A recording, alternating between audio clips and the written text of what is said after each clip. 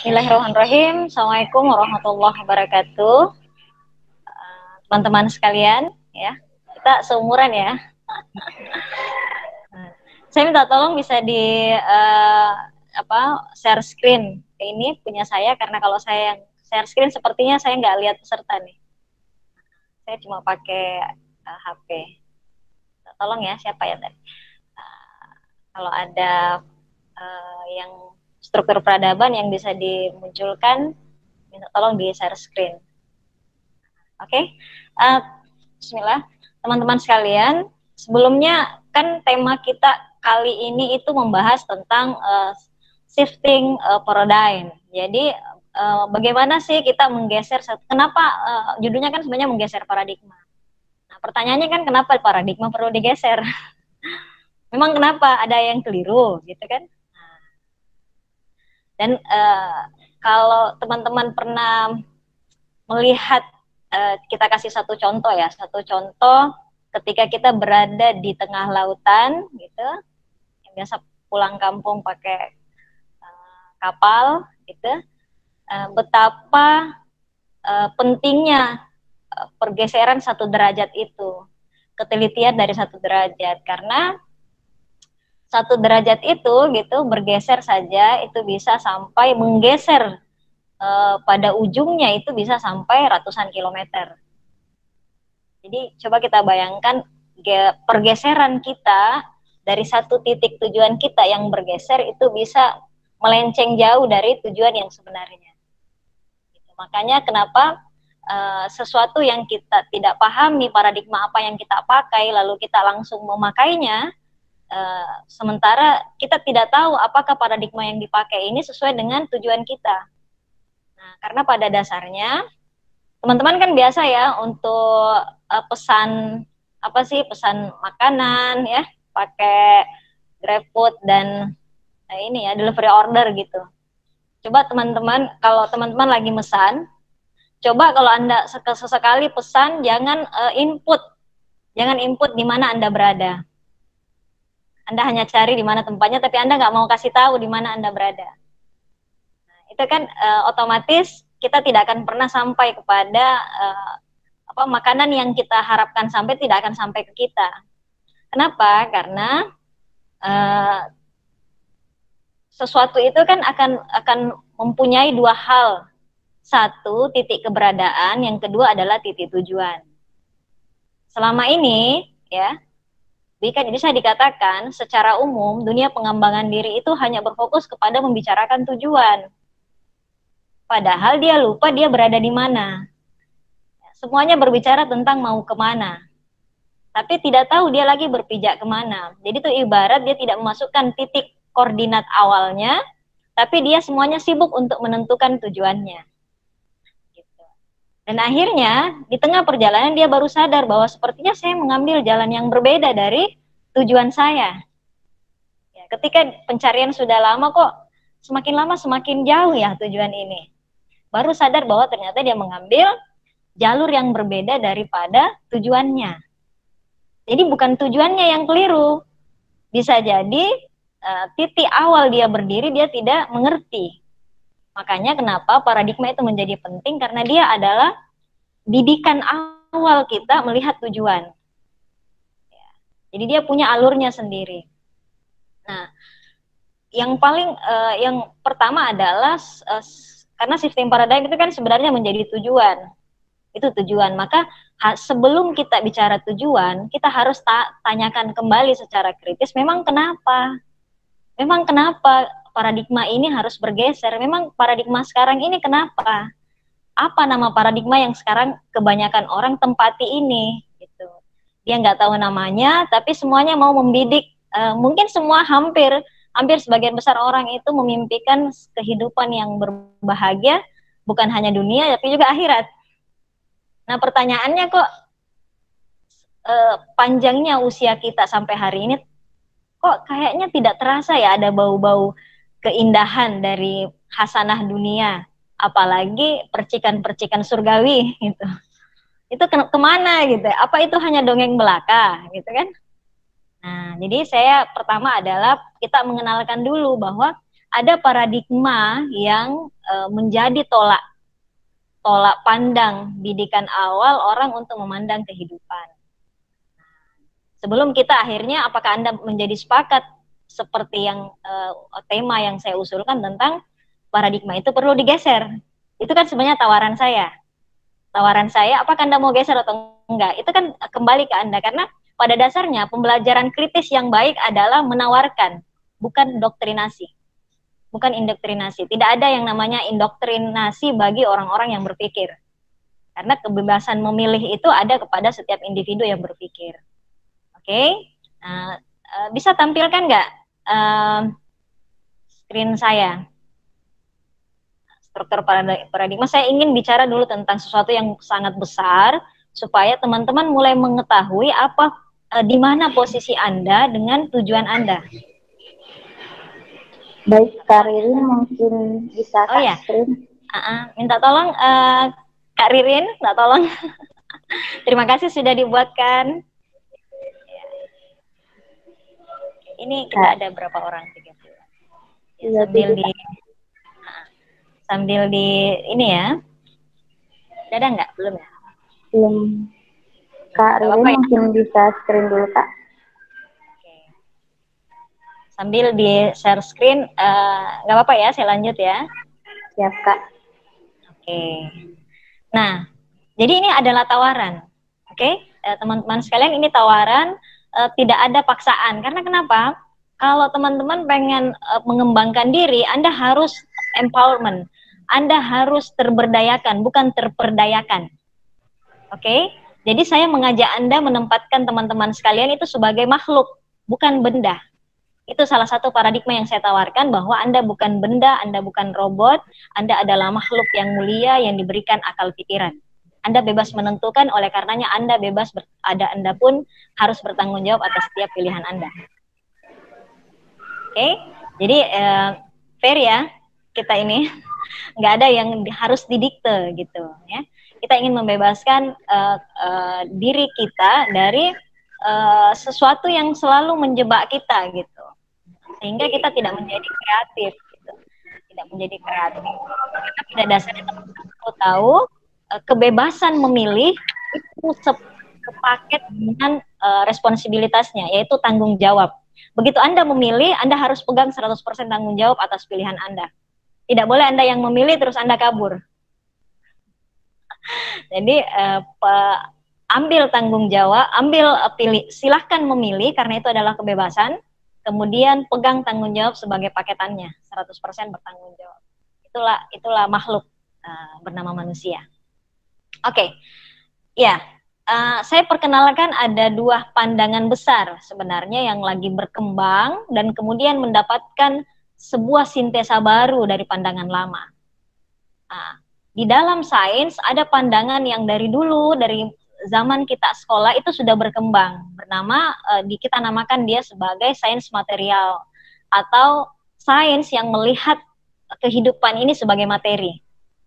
Termasuk diantaranya pandangan Isaac Newton dan akhirnya banyak yang lain-lain yang teman-teman pelajari dalam fisika klasik gitu. Nah, supaya nanti kita tempatkan bahwa bagaimana ketika pandangan sains material ini dibawa kepada kehidupan manusia. Ya, di mana akhirnya manusia itu tidak menjadi seutuhnya manusia.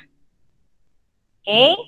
Nah, pandangan sains material melihat objek materi, objek kajiannya itu sebagai termasuk diri manusia itu sebagai materi.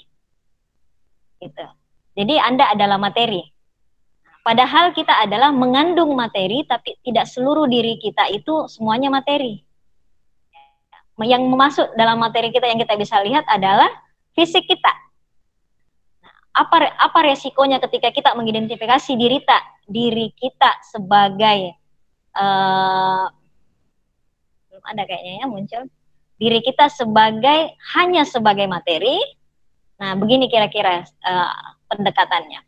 Teman-teman yang sekarang berada dalam ruangan, besar mana Anda dengan ruangan? Besar ruangan kan? Besar ruangan, Pak. Dari situ saja Anda sudah merasa inferior dari ruangan.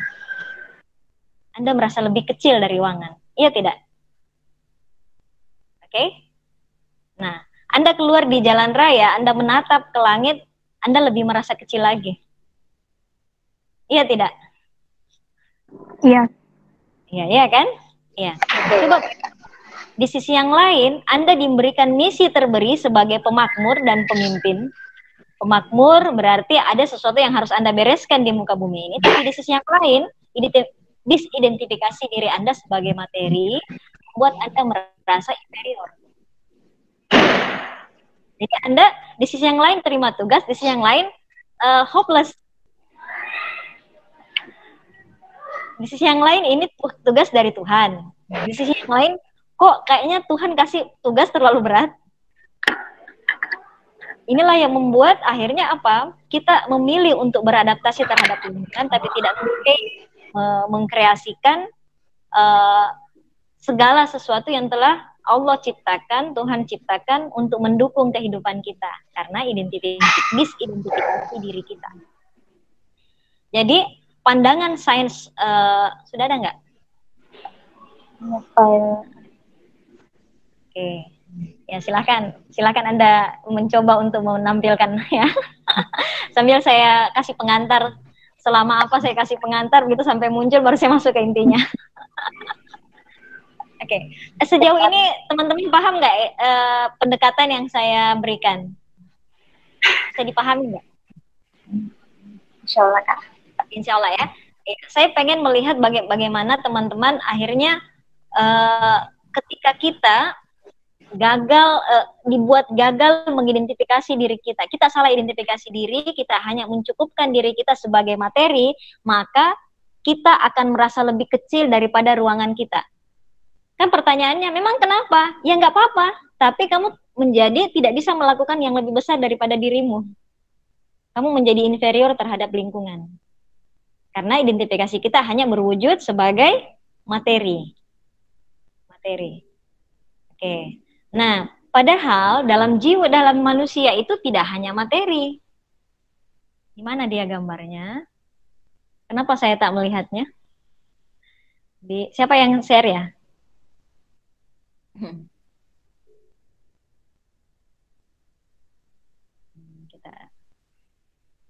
Oke, coba dipin kayaknya yang dipin gambar yang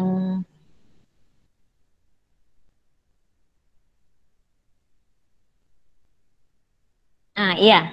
Sudah lihat teman-teman sekalian? Ya, di sini ada gambar. Ya, ada gambar, emang ada. Ada gambar struktur peradaban, ini saya adaptasi dari Profesor Dr. Bagus Riono, seorang kandidat guru besar Fakultas Psikologi Universitas Gadjah Mada. Beliau ini seorang yang jenius. Sampai hari ini dia pun akhirnya menemukan satu teori, dan itu sayangnya kita ini agak kudet, dan ternyata teori ini justru lebih berkembang, dipakai, diajarkan di luar Indonesia, gitu ya. Jadi di sini di sisi yang lain kita bangga, di sisi lain kita miris. Ya, kita miris bahwa ternyata keoptimisan kita muncul karena ternyata Indonesia tidak pernah kehilangan orang-orang yang orang-orang besar, orang-orang yang berpikiran besar. Tapi di sisi yang lain kita ternyata masih tidak tersambung secara langsung ketika ada suatu keilmuan yang terus berkembang dan kita ternyata terlewat. Padahal bisa dikatakan dunia itu ada di dalam genggaman kita, tapi kita biasanya terlewat dengan sesuatu yang justru bisa membuat Indonesia jauh lebih baik. Oke, teman-teman coba diperhatikan di situ struktur peradaban, begini cara bacanya. Ya, coba teman-teman lihat itu yang sebelah kiri ada beberapa lingkaran, ya, ada beberapa lingkaran. Teman-teman sekalian, bahwa ya di sebelah kiri dilihat ya lingkaran-lingkaran yang saling tuntun menuntun. Jadi begini cara membacanya, bahwa budaya itu akan menuntun hukum. Jadi karena kompleksnya budaya, apalagi Indonesia yang memang kompleks, beraneka ragam, maka dia akan menuntun lahirnya satu hukum. Seperti itu. Makanya hukum akan berkembang dengan berkembangnya budaya. Ya kan? Karena apa? Budaya ini butuh dia terharmonisasi. Ya, keragaman, tapi dia butuh tetap harmonis sehingga tidak terjadi kekacauan. Karena kebudayaan itu kan sebenarnya sesuatu yang indah gitu, tapi ketika dia saling sudah semakin berkembang dan tidak ada pengaturan, maka justru menjadi sesuatu yang bisa saling menghancurkan. Oke, karena budaya kan kumpulan habit, kebiasaan, oke, yang sudah mengakar bertahun-tahun dalam suatu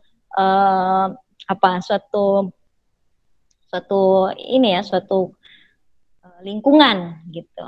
Jadi budaya menuntun hukum. Hukum menuntun politik. Hukum itu menuntun politik. Ya, politik menuntun ekonomi. Nah, supaya apa? Kita tata kembali cara berpikir kita, yang mana akar persoalan dan yang mana buah persoalan.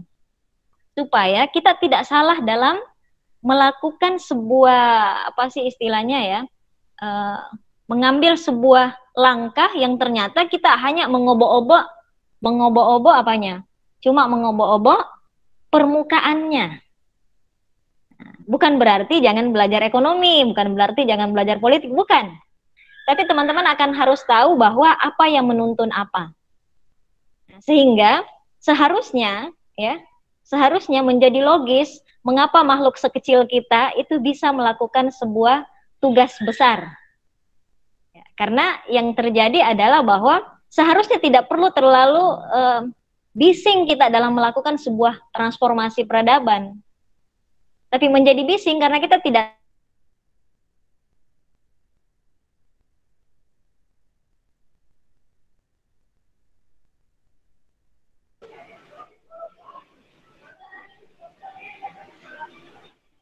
Tunggu sebentar ya teman-teman. Jaringan Kak Maya mungkin lagi bermasalah sedikit.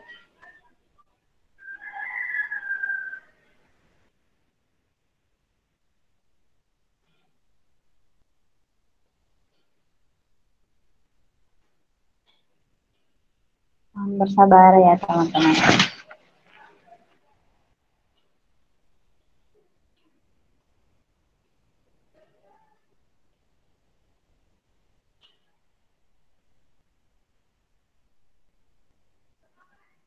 Suaranya tidak terdengar, Kak.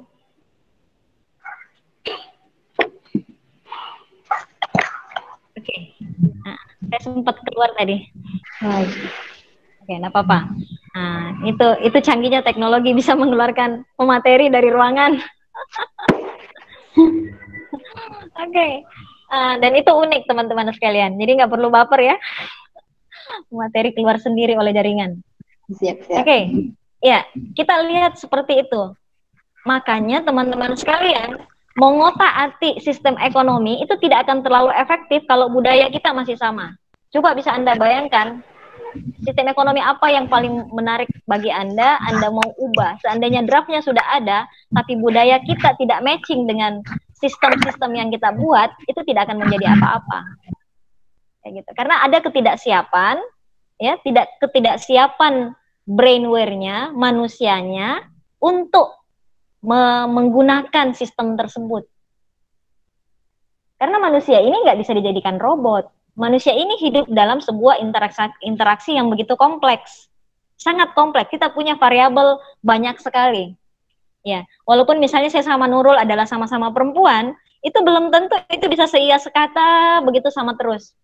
Itu sudah bisa banyak sekali cara pandang kita. Apalagi dalam struktur yang lebih besar, yang lebih komunal bernama masyarakat. Oke. Nah, ya sekarang coba dilihat yang sebelah kanan, ya.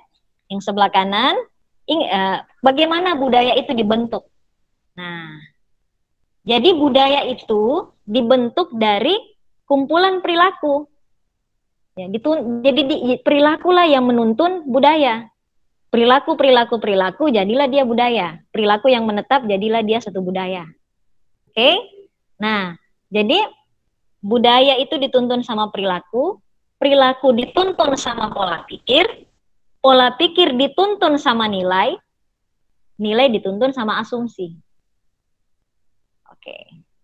Nah, asumsilah yang menjadi gambaran cara pandang seseorang memandang dunia yang kita sebut sebagai worldview-nya. Jadi apa worldview Nurul misalnya? Nah, dari mana cara pandang paradigma Nurul gitu ya? Itu akan menggambarkan bagaimana dia melihat nilai, pola pikir, perilaku, budaya dan sebagainya. Makanya ketika kita mengotak-atik, kita akan meributi kenapa sistem satu orang berbeda, dia maunya gini, satu maunya. Itu akan lebih ribet jadinya. Karena apa? Pada dasarnya dia terbangun daripada yang satu paling mendasar, yaitu worldview-nya. Cara pandang utamanya, bagaimana cara dia memotret sebagai pandangan keutuhan dia memandang kehidupan. Oke, jadi yang kita bahas sebenarnya ini adalah worldview-nya. Karena itu akar masalahnya. Kapan kita worldview-nya ya berada pada cara pandang diri kita teridentifikasi hanya sebagai materi, maka disitulah sesuatu cara memandang dunia ini sudah berbeda. Dan itu sudah turun-temurun, itu terjadi di dalam kehidupan kita. Nah, ini bukan diajak untuk menyesal ya. Ini diajak untuk mensintesis tesis lama gitu ya, memahami satu pandangan lama, kemudian muncul pembaharuan, terus dilihat lagi apa lagi yang kurang, kemudian muncullah satu sintesa baru. Jadi kita ini bukan anak-anak yang hanya bisa memberontak, mengutuk masa lalu. Iya kan?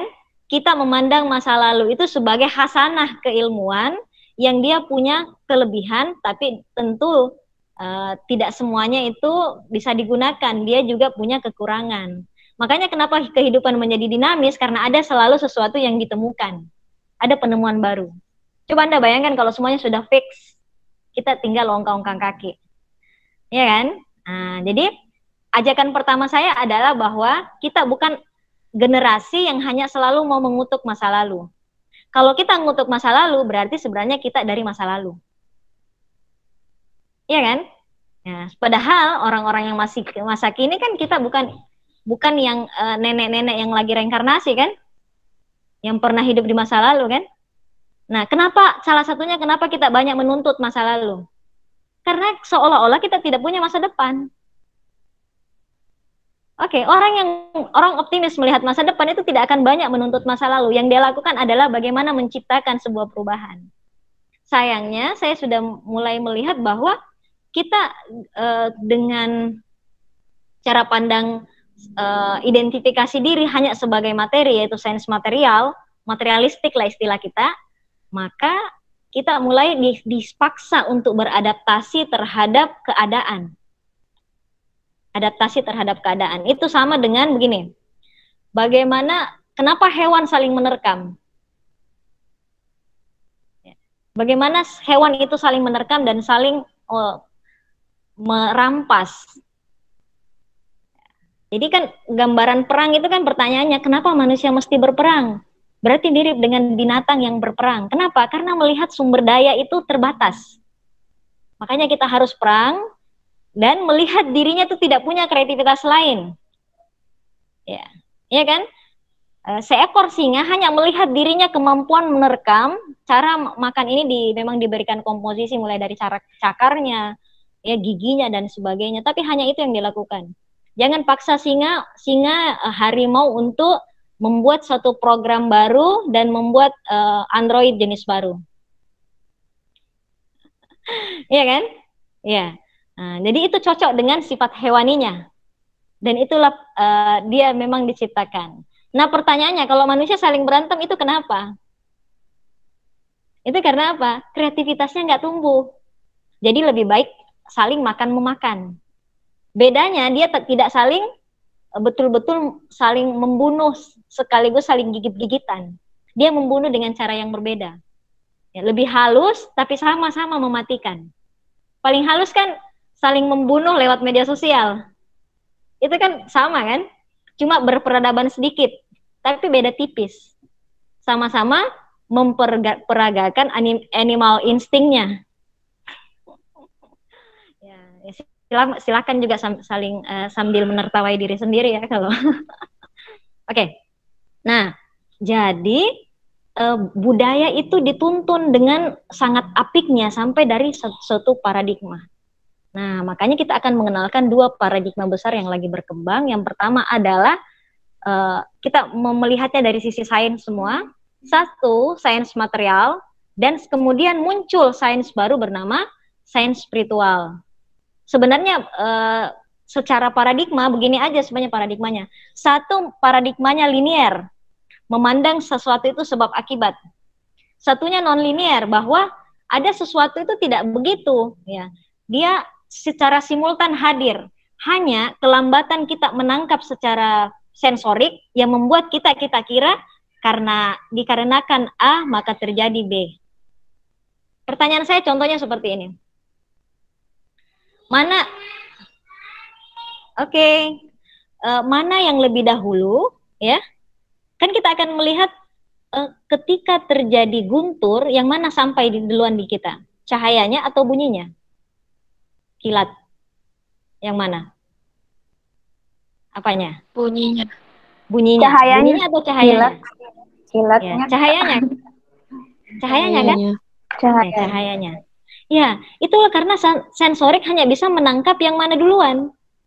Dia kan terlempar bersamaan, tapi kecepatan cahaya itu memang lebih cepat daripada kecepatan bunyi. Iya toh? Coba bayangkan, di situ saja sensorik sudah menipu kita. Coba bayangkan kalau itu saja yang kita andalkan.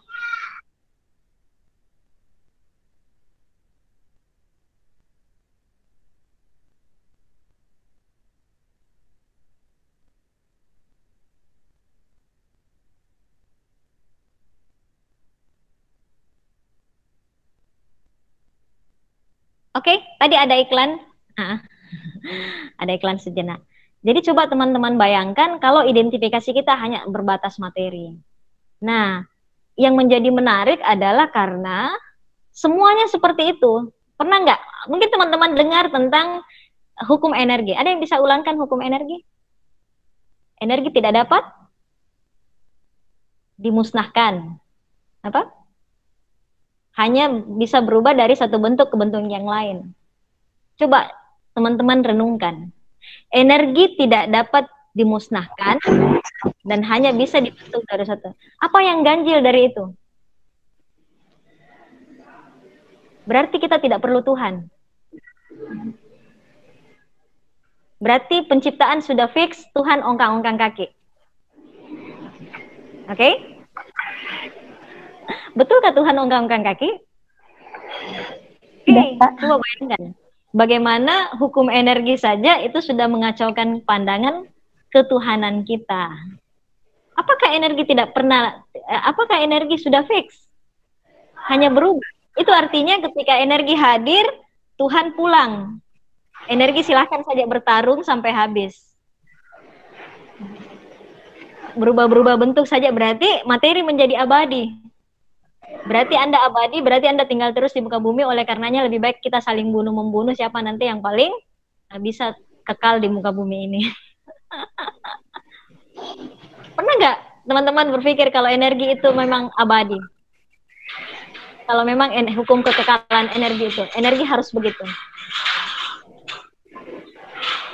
Saya mengajak teman-teman berpikir kritis. Kita sama-sama kritis, kita mempertanyakan. Ayo kita tanyakan, kalau betul hukum menjadi energi kekal, artinya, coba ya, energi tidak dapat, itu kan bunyi hukum energi. Energi tidak dapat dimusnahkan, hanya berubah dari satu bentuk ke bentuk yang lain. Oke? Kalau tidak bisa dimusnahkan, berarti apa? Kekal kan? Abadi kan? Itu kan sudah menihilkan peran Tuhan bahwa hanya Tuhan yang abadi. Berarti kita juga diajak menihilkan bahwa Anda juga tidak akan mati. Anda akan kekal. Coba bayangkan kalau semuanya berpandangan seperti itu. Ini baru satu. Kita bisa bicara yang lebih banyak, tapi saya cuma mengajak kita melihat Coba merenungkan itu. Coba kalau Anda memegang itu sebagai sebuah falsafah hidup, bahwa hukum energi itu kekal, ya coba bayangkan, mengacaukan kan? Agak mengacaukan. Bukan agak, itu sumber kekacauan. Sumber kekacauan. Apakah itu menjadi salah? Itu penemuan lama. Kita tidak untuk menyalahkan, tapi ayo berpikir kritis, karena tujuan kita dihadirkan, ya. Tujuan kita dihadirkan di muka bumi ini sebagai kreator. Oke? Kreator. Sampai sini teman-teman, kalau ada mau interupsi, ada apa, oke, saya nggak ada masalah ya, teman-teman bisa langsung di kolom chat gitu, siapa tahu nanti kelupaan, boleh, atau mau langsung bicara juga nggak masalah. Sampai sini kira-kira bisa dipahami artikulasi saya, siapa tahu agak ribet. Gimana Nurul? Ya Kak, teman-teman yang lain gimana? Oke. Jelas ya? Bisa, Kak. Bisa ya? Ya. Betah nggak? Masih mau panjang-panjang nggak? Nanti Kak. Betah nih Kak. Oke. Karena ini kan, karena ini akan menjadi kacau teman-teman sekalian kalau kita salah menempatkan paradigma. Dengan paradigma seperti itu, saya akan nanya teman-teman, dengan paradigma hukum kekekalan energi saja, di mana tempat iman Anda? Anda bisa nggak beriman dengan seperti itu? Kira-kira Tuhan ditaruh di mana? Tuhan, waktumu istirahat, ya. Kamu silakan ongkang-ongkang kaki, biar kita yang mengurus dunia. Berarti Tuhan tidak jadi sebagai Al-Fatir, tidak mencipta lagi. Kita akan nihilkan semua Asmaul Husna. Karena Tuhan sudah ongkang-ongkang kaki. Tuhan sudah capek. Itu kekacauan. Kekacauan, jadi kita dibiarkan akan berperang. Nanti kita bicara satu, teman-teman mungkin masih ingat yang mungkin ada yang punya yang berasal dari jurusan fisika, ya, masih ingat hukum Newton 1, 2, 3 gitu ya. Itu asik untuk dibahas, tapi sebenarnya bukan itu tujuan saya cuma pengen memperlihatkan bahwa ketika pandangan materi identifikasi diri kita hanya sebagai materi, maka kita tidak mampu untuk menjadi kreator dalam peradaban. Tidak akan mampu. Karena mata saja sudah kita melihat ini bahwa kita lebih kecil daripada ruangan. Anda sudah inferior dengan seperti itu. Fungsi-fungsi akal hanya sebagai cheerleaders. Iya toh? Hanya sebagai cheerleaders dari fungsi sensorik, fungsi-fungsi pembuktian empirisme. Pertanyaannya gini, saya kasih contoh. Kalau teman-teman hanya mengandalkan sesuatu yang empirik sebagai sains empirik ya, berarti sains material kan empirik, modelnya empirisme, perolehan, modelnya pembuktian. Oke? Coba. Ada nggak di sini yang diajari bagaimana rasanya lapar? Lapar itu tahu sendiri atau diajari sih? Tahu sendiri Kak. Tahu sendiri ya? Tahu sendiri Kak. Rasa manis ada yang diajarin rasa manis? Tidak. Enggak, Kak. Tahu sendiri. Rasa marah ada yang diajari marah? Enggak. Tidak juga. Menangis? Sedih? Tidak, Kakak. Oke. Nah, pertanyaannya silahkan buktikan bagaimana itu marah. Bagaimana Anda membuktikan itu secara empirik? Ayo. Dari Ya. Tidak bisa dibuktikan secara empirik, tapi apakah Anda mau menolak bahwa itu adalah kebenaran? Oke. Anda adalah folder kosong yang diisi pengetahuan, atau Anda adalah sumber sudah punya pengetahuan potensial, kemudian nanti Anda tinggal menyebutkan apa pengetahuan Anda. Yang diajarkan ibu kita sebenarnya apa?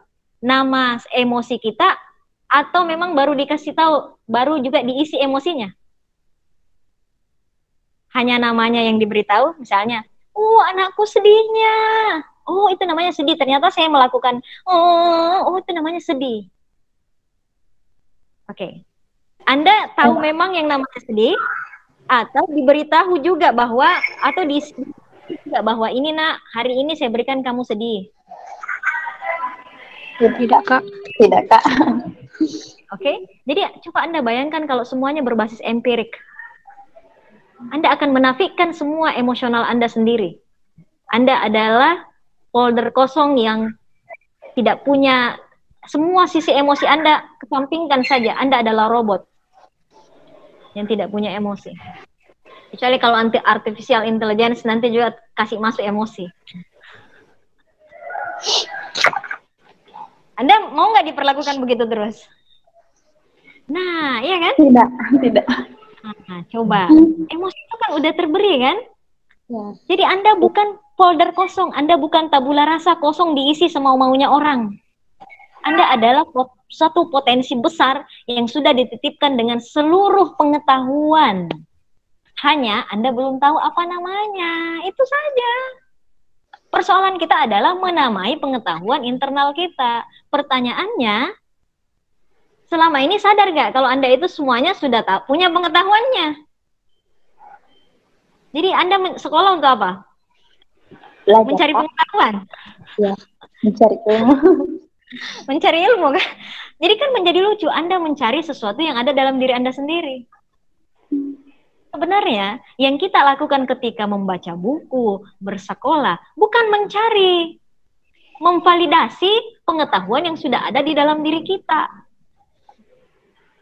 Iya toh? Yang bisa dibuktikan empirik paling hebatnya adalah hanya sekedar gejala. Misalnya, apa rasanya gula? Apa rasa gula? Manis, Kak. Manis kan? Nah, bagaimana membuktikan manisnya gula secara empirik? Paling kan struktur kimianya Anda sebutkan. Iya toh? Berarti ilmu gejala. Dalam ilmu bahasa Anda mau sebutkan, manis itu seperti apa, Nurul? Coba, dicoba aja. Manis itu seperti, kayak manis. Manis, Kak. Tanpa saya harus membuktikan, tanpa Nurul harus membuktikan, tanpa Marianti harus membuktikan, semua teman harus membuktikan, kita sepakat mengangguk bersama, manis itu seperti itu. Iya toh? Iya, kita punya pengetahuan yang sama. Hanya selama ini kita inferior, kita merasa kita adalah folder kosong yang hanya harus diisi. Jadi kita kaget lihat orang, kenapa orang pintar sekali, saya kok gini-gini doang. Masih merasa Anda tidak jenius?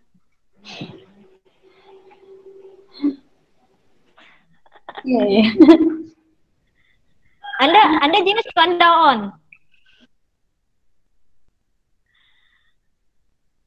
Tidak mungkin Allah salah mengutus makhluk untuk menjadi pemakmur ya di muka bumi.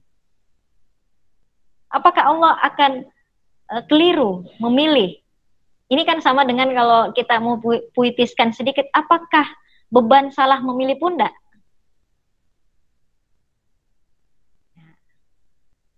Ini supaya bahan kontemplatif.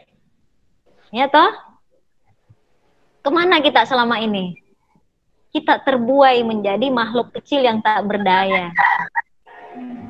Hopeless kita melihat. Coba lihat. Ya silahkan. Yang izin live silahkan. Gitu. Ya. Oke, sampai sini silahkan kalau mau berdiskusi. Nanti saya terlalu melebar. Saya mau di sini dulu. Bagi yang bab ini dulu kita pertajam ini. Baru nanti kita lebih memperlihatkan ciri-cirinya. Kita ini dulu. Dialog dulu. Supaya apa? Supaya kita... Karena saya hanya menawarkan, ini loh ada pandangan seperti ini. Kira-kira teman-teman bisa nggak kritis melihat keadaan?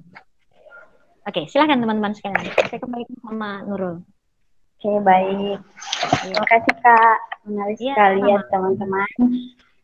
Materi pada sore hari ini mengenai shifting paradigm. Mungkin teman-teman ada yang ingin ditanyakan karena saya buat ini materinya sangat-sangat menarik. Jadi mungkin teman-teman yang ingin bertanya bisa langsung menyalakan audionya. Silakan teman-teman. Atau mungkin jika terkendala dari jaringan bisa mengetik di room chat ya teman-teman. Saya Kak boleh. Oh ya, silakan. Oke. Namanya siapa? Nurul Ainun. Siapa? Anissa Awalia. Anissa. Silakan Ya. Kak. Ya, saya Bismillahirrahmanirrahim. Assalamualaikum warahmatullahi wabarakatuh. Waalaikumsalam warahmatullahi wabarakatuh. Terima kasih atas kesempatan yang diberikan kepada saya. Tadi Kak Maya bilang berantem itu karena kreativitasnya tidak tumbuh. Terus pertanyaan saya, bagaimana menciptakan kreativitas dalam keadaan mood buruk? Seperti kayak misalkan gini Kak, ini orang jengkelin, ini orang bikin marah, ini orang ya seperti itu Kak. Ya, jadi memicu pertengkaran. Jadi saya tanyakan bagaimana caranya menumbuhkan kreativitas dalam keadaan hati yang kurang baik. Terima kasih Kak. Oke. Makasih. Siapa tadi namanya? Anissa. Awalia. Ya? Awalia. Oke. Jadi sebenarnya gini. Pembelajaran paradigmatik itu nanti tidak akan mengobok-obok perilaku. Karena perilaku itu dibentuk dari worldview yang benar. Kapan worldview kita masih tidak bergeser, maka kita akan memakai paling banyak itu sebagai animal instinct. Ada yang ganggu, terjang, hantam, pukul. Karena kita seolah-olah ya dikendalikan oleh instinktif kita. Sebagaimana kalau teman-teman kena air panas, ya, terus tiba-tiba hampir dijatuhi benda, itu kan semuanya instinktif kita bergerak. Coba bayangkan kalau semuanya kita respon dengan seperti itu. Jadi insting itu ada, tapi dia adalah alarm dia sifatnya alarm. Makanya kenapa binatang itu menangkap tanda-tanda alam karena dia memang punya otak reptilian. Instingtifnya, makanya dia harus beradaptasi. Begitu ada jauh sebelum itu, jauh sebelum gunung meletus, terjadi hujan, binatang itu sudah menangkap keadaan-keadaan seperti itu untuk segera lari. Jadi sifat dari instingtif itu satu, dia fight or flight, kabur atau berkelahi, tarung, kabur atau bertarung. Apakah itu ada dalam diri kita? Ada. Iya kan? Nah, hanya perilaku dari insting itu adalah adaptasi. Makanya ketika kita meminta satu tips modelnya adaptasi, berarti memang kita dikendalikan lebih besar insting kita membajak kita. Insting yang membajak diri kita. Seolah-olah kita tidak ada pilihan lain selain ya merespon apa? Merespon pemantik eksternal di luar, yaitu ada orang yang misalnya lempar batu kamu lempar balik. Padahal kita punya freedom to choose. Selain bergeser, Anda masih punya pilihan, Anda marah sekarang, marah nanti, atau memaafkan langsung seperti itu. Itu kan tergantung paradigm apa yang Anda pijaki. Dan itu tidak semudah, itu rumusannya karena Anda bukan robot, tinggal ganti program, tidak seperti itu. Makanya pembelajaran ini gampang-gampang susah. Gampangnya di mana? Gampangnya adalah pengetahuan sudah ada dalam diri. Susahnya di mana? Susahnya karena ini tidak menjadi mayoritas model pembelajaran. Oke? Nah, makanya nanti pertanyaan-pertanyaan mengotak-atik perilaku, ya, mengotak-atik perilaku itu bukan di situ poin kita. Mengotak-atik perilaku itu berarti pandangan behavioristik. Behavior, dia mengotak-atik perilaku, terapi kebiasaan. Siapa yang berhasil terapi kebiasaannya? Kok balik lagi? Kenapa ketika Anda melakukan misalnya mau diet, balik lagi. Mau bangun pagi, balik lagi. Mau baca buku, balik lagi. Kenapa kebiasaan lama itu nggak kunjung usai?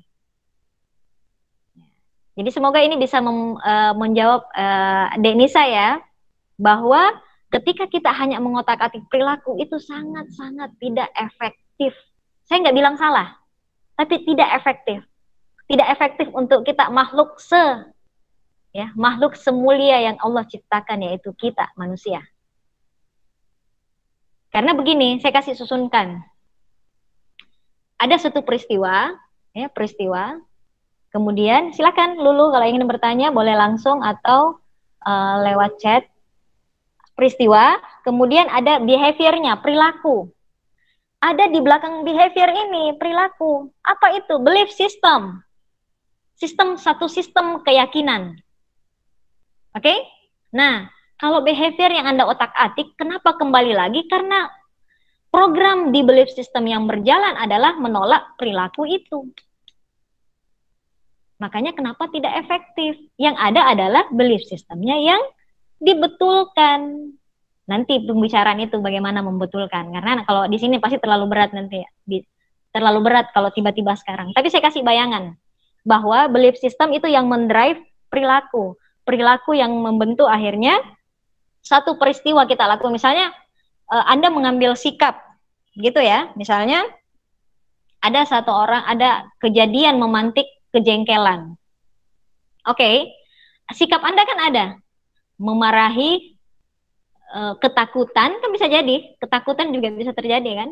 Nah, ada belief system itu yang mendorong kita berperilaku. Nah, ini kan belief system yang jarang untuk dipahami. Kebayang nggak belief system apa yang mengendalikan Anda sampai kenapa dalam satu peristiwa kita bisa merespon berbeda? Harusnya kan sama, tapi kenapa berbeda? Karena yang mendrive kita itu berbeda. Belief system kita masing-masing berbeda. Sampai situ dulu ya. Sebenarnya nanti kalau pembahasan belief system mau diapa-apain itu, nantilah, bersabarlah dulu. Kita bereskan dulu yang paradigmatik. Kalau kita selaras yang paradigmatik, yang belakang-belakang ini bukan sesuatu yang terlalu berat. Hanya memang terlalu asing. Hanya terlalu asing. Itu saja persoalan kita. Pembelajaran ini terlalu asing, tapi bukan berarti menjadi sesuatu yang sulit. Oke, bagaimana Anissa? Saya kira bisa dipahami dulu sejauh ini ya. Iya Kak, terima kasih banyak. Iya.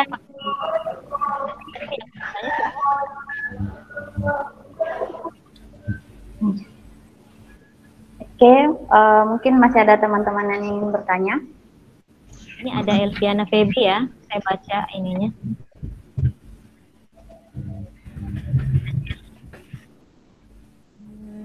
Nurul bisa, silakan. Lulu. Kak dulu mungkin terlebih dahulu bisa Kak. Oh ya, silakan. Langsung saja. Terima kasih sebelumnya Kak Maya. Assalamualaikum warahmatullahi wabarakatuh. Perkenalkan Kak, saya dulu dari Jambi. Sebelumnya saya mau salam Iya Kak, terima kasih Kak untuk materinya, benar-benar luar biasa. Jadi begini Kak, tadi kan yang Kakak sampaikan sedikit kalau saya nggak salah mengenai perilaku itu ada karena adaptasi. Nah, jadi gimana menurut pandangan Kakak anak muda mungkin khususnya yang usianya itu 20 sampai dengan 25 tahun. Kalau menurut saya angka-angka usia sekarang ini adalah yang benar-benar rentan. Kalau menurut saya Kak, kalau saya salah kalau belum sekarang. Nah, jadi Kakak bagaimana baiknya kalau misalnya di umur 20 sampai 25 tahun itu tingkat insecurity-nya itu tinggi Kak. Kak bilang perilaku itu ada karena adaptasi. Jadi apakah kira-kira insecurity itu timbul karena kita membiasakan atau gimana Kak? Dan kemudian menyinggung sedikit masalah belief system Kak. Apakah insecurity itu ada karena belief systemnya rusak atau gimana? Gitu Kak. Makasih ya Kak. Assalamualaikum.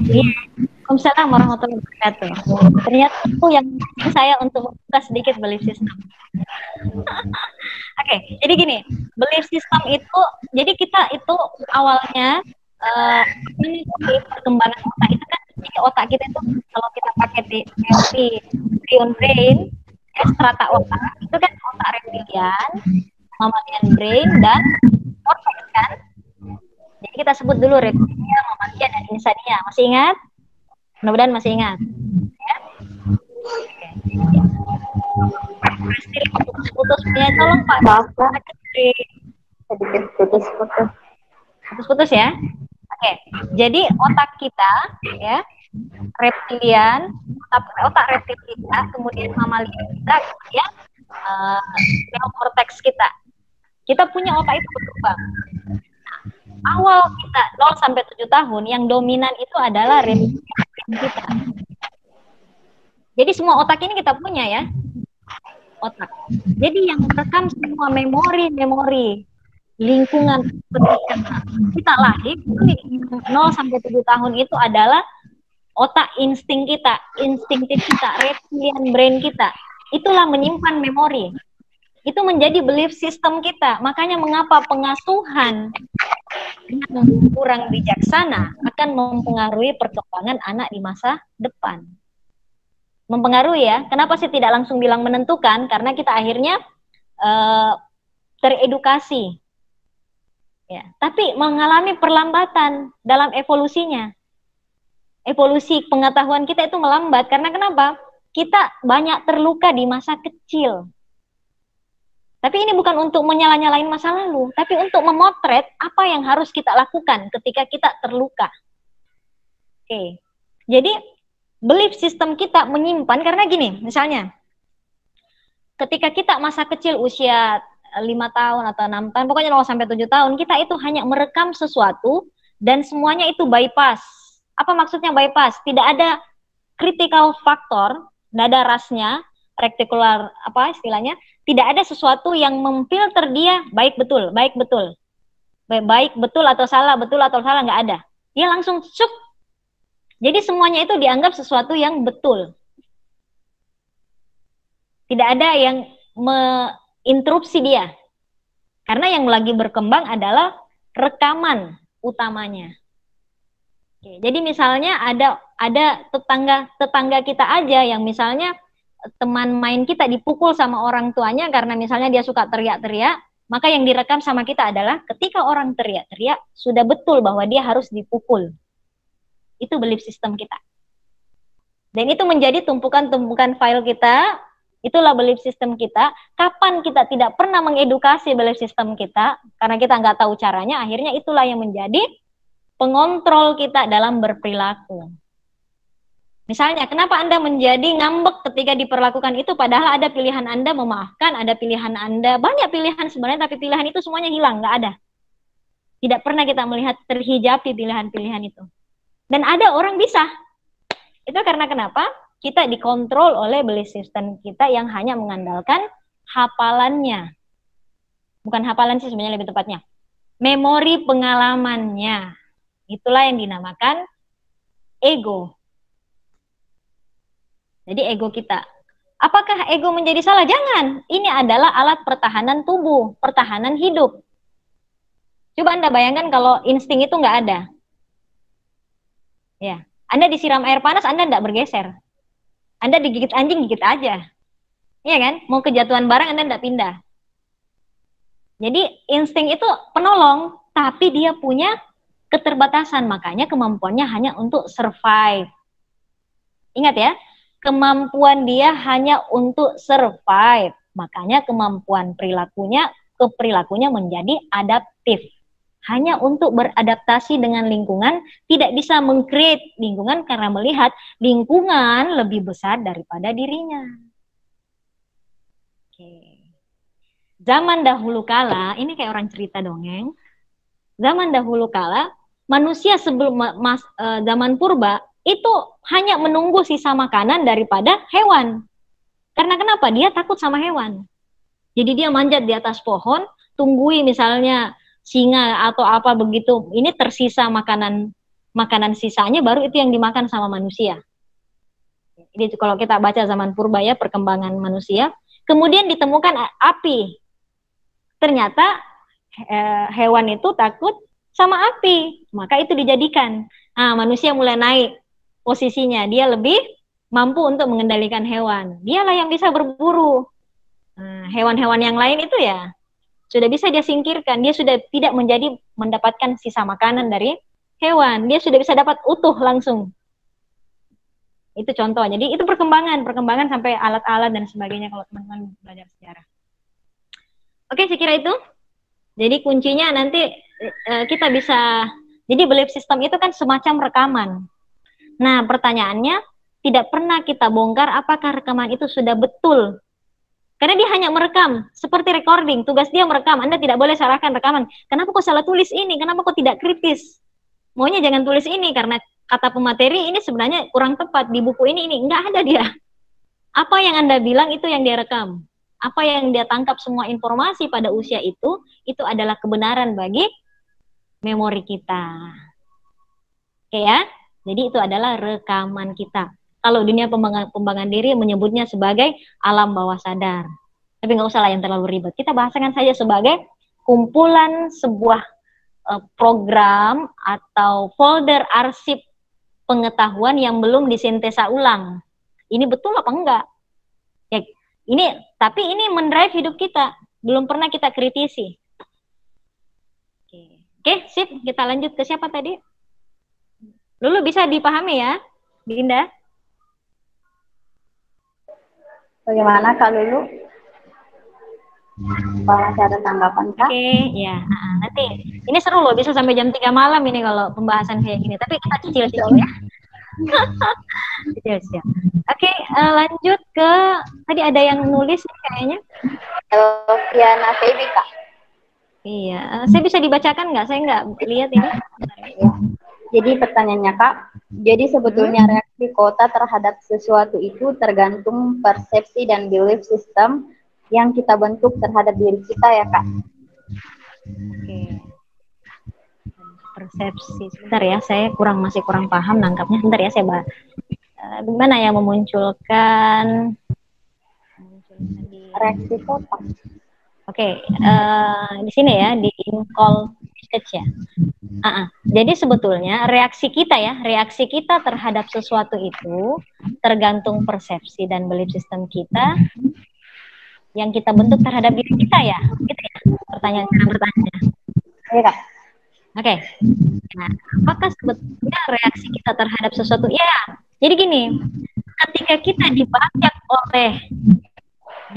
karena kan kita ini nggak tahu kalau ternyata kita punya sesuatu yang lebih besar untuk mensintesa ulang belief system kita ini terlalu banyak dicekoki, mungkin ada yang dicekoki bahwa cara mengubah belief system dengar saja musik tertentu, gelombang tertentu, prosesnya pun adaptasi, rubah gelombang kita banyak mendengarkan ya, betul terubah pada saat itu. Ketika lepas lagi rekaman itu sudah tidak lagi kan, seolah-olah harus ada faktor eksternal yang merubah. Ya kembali, makanya saya bilang tadi sesuatu yang harus selalu dirubah dari eksternal, makanya perilakunya pasti selalu adaptasi. Nah, persepsi, jadi sebenarnya yang lebih tepat, kalau persepsi itu kan artinya mau gue. Jadi persepsi kita, cara kita memandang sesuatu. Nanti kan lebih tinggi sebenarnya kita membahasakan sebagai perspektif. Cara kita memotret ulang, menggambarkan satu keadaan, berarti sebenarnya sudah ada dorongan pilihan, kita sudah memakai kebebasan memilih kita. Walaupun persepsi itu tidak menjadi salah, karena itu kata yang netral, tapi persepsi itu kan sebenarnya sangat ditentukan dari seberapa besar Anda memandang sesuatu.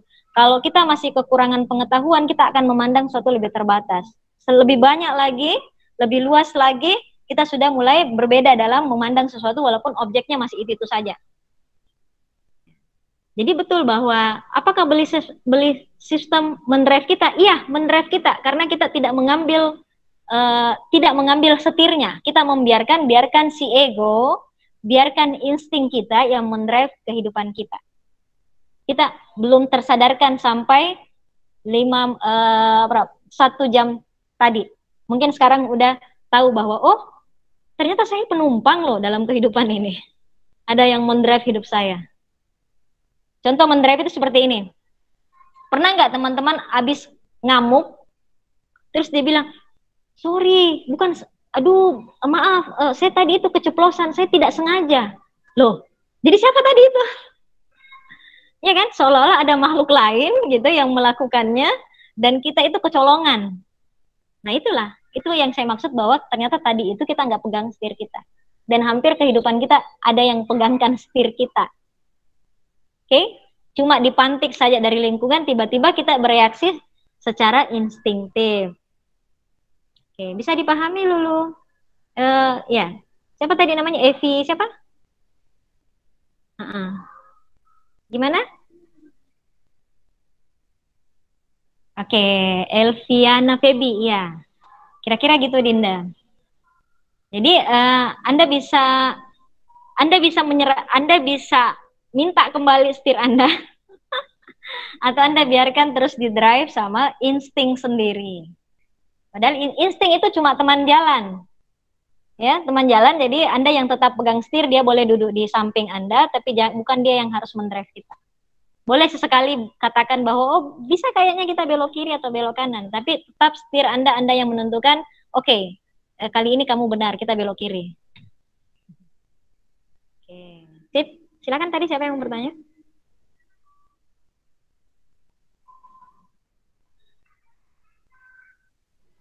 Oke, siapa nih? Silakan yang mau bertanya.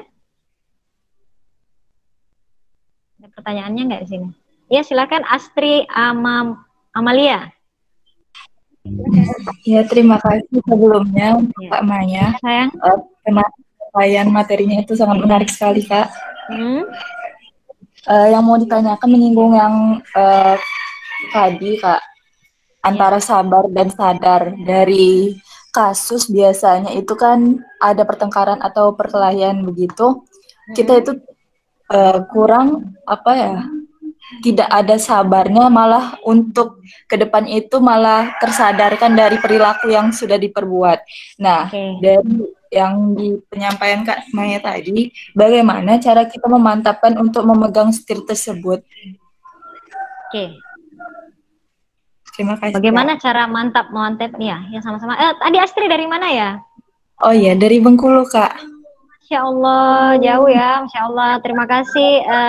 Inspirasi malam kita dikumpulkan kita dari jauh-jauh ya semua. Iya, Masya Allah, Kak. Oke, saya lanjut ya. Oke. Nah, bagaimana memantapkan? Cara memantapkan adalah bereskan paradigma Anda. Selama paradigma kita, jadi begini, kita tahu dengan menginternalisasi pengetahuan itu beda. Jadi kalau kita bilang, saya punya pengetahuan, dengan saya tahu itu berbeda. Misalnya saya tahu ini pulpen. Pengetahuan kita apa tentang pensil ini?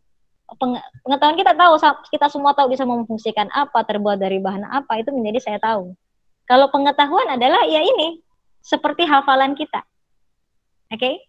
Nah, pembelajaran paradigmatik pertamanya adalah kita menganggap dia sebuah informasi. Sekarang informasi ini sintesis ke dalam hidupmu. Itu cara kerja paradigmatik. Pahami dulu, ngeklik dulu, koheren dulu, nyambung dulu. Makanya fungsi-fungsi akal itu tidak akan dimatikan dalam pembelajaran spiritual. Harusnya seperti itu, tidak ada doktrinasi. Dan Anda tidak perlu takut, Anda punya cara, Anda diberikan sama Tuhan, sama Allah itu adalah kemampuan untuk mensintesis. Hanya kemampuan sintesis itu berbeda-beda tergantung dari kesehatan jiwa. Jadi tergantung dari kesehatan jiwa. Kesehatan jiwa tergantung dari bagaimana insting dulu berkembang. Ketika 0 sampai 7 tahun dia banyak terluka, maka itulah yang membentuk gangguan emosional. Karena gangguan emosional terjadi di masa itu, gangguan kognitif terjadi. Ada perlambatan kognitif, perlambatan kemampuan kognitif. Tiba-tiba kok kita merasa bego. Oke.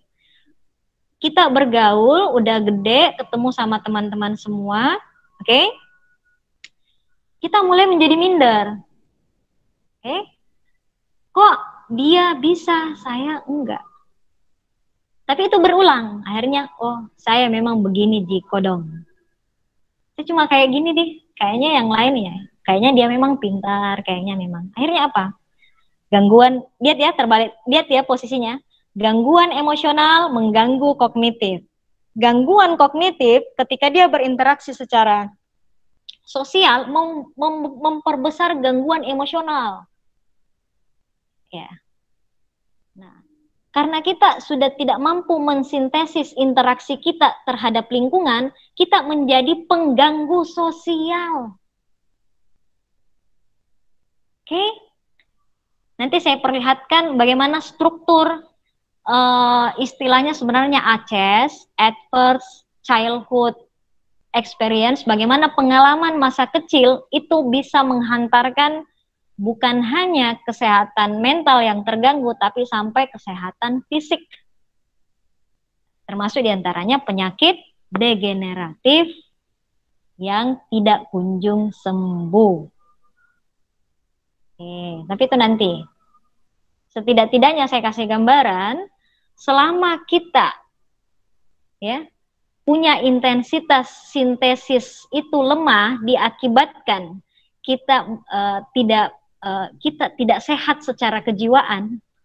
Wah, nanti semua kayaknya ini ternyata terklaim sebagai orang yang gangguan jiwa ternyata sini. Terluka sehingga bisa merasa tiba-tiba on gitu. Oke, silakan Pak Presdir kayaknya pengen sharing, silakan.